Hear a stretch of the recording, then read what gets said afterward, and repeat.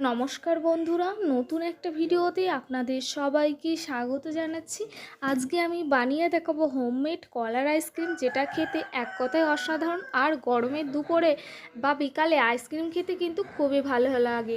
যারা আইসক্রিম প্রেমী তাদের জন্য কিন্তু এটা একদম অন্য রকমের একটা আইসক্রিম। চলো, কলাটাকে কিন্তু ভালোভাবে টুকরো টুকরো করে কিন্তু আমি কেটে নিচ্ছি। যদি দানা থাকে সেক্ষেত্রে দানাটা বার করে ফেলে দেওয়ার চেষ্টা করবেন। এখানে কিন্তু আমি দুটো কলা নিয়েছি, আপনারা আপনাদের পরিমাণ মতো নিয়ে নিতে পারেন। কলাটা কেটে নিয়েছি, আর বিশেষ কয়েকটি উপকরণ দিয়েই কিন্তু এটা তৈরি করা যাবে বাড়িতেই। এখানে দেখো, আমি একটা নিয়ে নিচ্ছি হ্যাপি হ্যাপি বিস্কুটের প্যাকেট। আর বিস্কুটটাকে কিন্তু আমি ভালোভাবে কিন্তু চারপাশে আমি কিন্তু ডেকোরেশনের জন্য দিয়েছি, ভালো দেখানোর জন্য। এখানে কিন্তু আমি বিস্কুটটাকে নিয়ে নেব।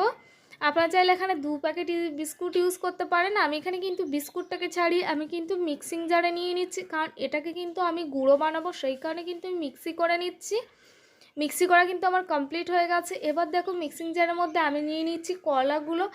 কলাটা কিন্তু ভালোভাবে কিন্তু আমি পেস্ট করে নেব, সাথে কয়েকটা উপকরণ। এখানে কিন্তু সেন্ট আর টেস্ট বা ফ্লেভারের জন্য আমি কিন্তু এখানে এলাচ ব্যবহার করেছি। আপনারা চাইলেন এখানে ভাজা এলাচ গুঁড়ো বা এলাচ গুঁড়ো দিতে পারেন। আমি কিন্তু আস্ত এলাচটা দিয়েছি। আর এখানে দিয়ে দেবো কিন্তু পরিমাণ মতো চিনি। আপনারা যেমন মিষ্টি খেতে পছন্দ করেন সেরকম পরিমাণ মতো দেবেন। আমি কিন্তু এখানে 2 চামচের পরিমাণ চিনি দিয়ে দিচ্ছি, অবশ্যই পরিমাণটা ঠিক রাখবেন। আর এখানে দিয়ে দেব আমি কিন্তু দুধ দিয়ে দেব। আমি কিন্তু এখানে জলা দুধ দিয়েছি, আপনারা চাইলে এখানে গুঁড়ো দুধ ব্যবহার করতে পারেন, যে কোনো একটা দিলেই হবে। আর এখানে নিয়ে নিচ্ছি শনপাউরি। শনপাউরিটা কিন্তু খেতে যেমন টেস্ট, তেমনি আইসক্রিমে দিলেও কিন্তু টেস্টটা কিন্তু খুব ভালো আসে।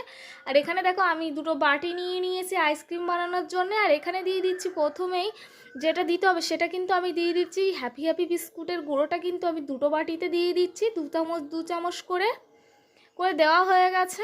এবার কিন্তু আমি দিয়ে দেবো এখানে খুব খুব অল্প বা খুব বেশিও না কমও না, মাঝারি পরিমাণ আমি কিন্তু এখানে দিয়ে দেবো কিন্তু শনপাউরি। শনপাউরিটা অপশনাল, আপনারা চাইলে দিতেও পারেন আবার নাও দিতে পারেন, কিন্তু দিলে টেস্ট ফ্লেভার দুটোই খুবই ভালো আসে, সেই কারণে দিয়েছি। দেখো, ওখানে দিয়ে দিচ্ছি। এবার দিয়ে দেবো কলার এই পেস্টটাকে আমি কিন্তু এখানে এর উপরে কিন্তু দিয়ে দিচ্ছি। কলার পেস্টটা কিন্তু আমার দেওয়া কিন্তু হয়ে গেছে। আমি দুটোতে ভালোভাবে কিন্তু ভরে দিচ্ছি, একদম ভর্তি ভর্তি করে। এবার এর ওপরে দিয়ে দেবো আমি কিন্তু বিস্কুটের গুঁড়ো দিয়ে দিয়েছি।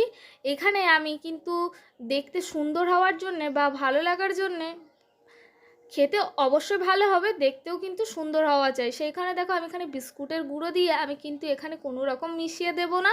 আমি জাস্ট ওপর থেকে আমি কিন্তু 2 চামচ গুঁড়ো দিয়ে দিচ্ছি, যাতে আইসক্রিমটা যখন জমবে তখন কিন্তু দেখতে খুবই সুন্দর হবে। চলো, এবার দেওয়া কমপ্লিট। এবার কিন্তু ঢাকনিটা আটকে দেখো ফ্রিজের মধ্যে ঢুকিয়ে দিচ্ছি। এবার ফ্রিজ থেকে বার করে নিচ্ছি। দেখো কত সুন্দর হয়েছে। আমি ঢাকনিটা খুলছি, দেখো কতটা সুন্দর হয়েছে আইসক্রিমটা।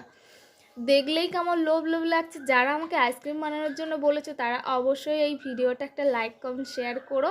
আর যদি ভিডিওটা ভালো লেগে থাকে, যারা নতুন তারা অবশ্যই ইউটিউব চ্যানেলটা অবশ্যই ফলো করে দিও। পুরো ভিডিও দেখার জন্য সবাইকে অসংখ্য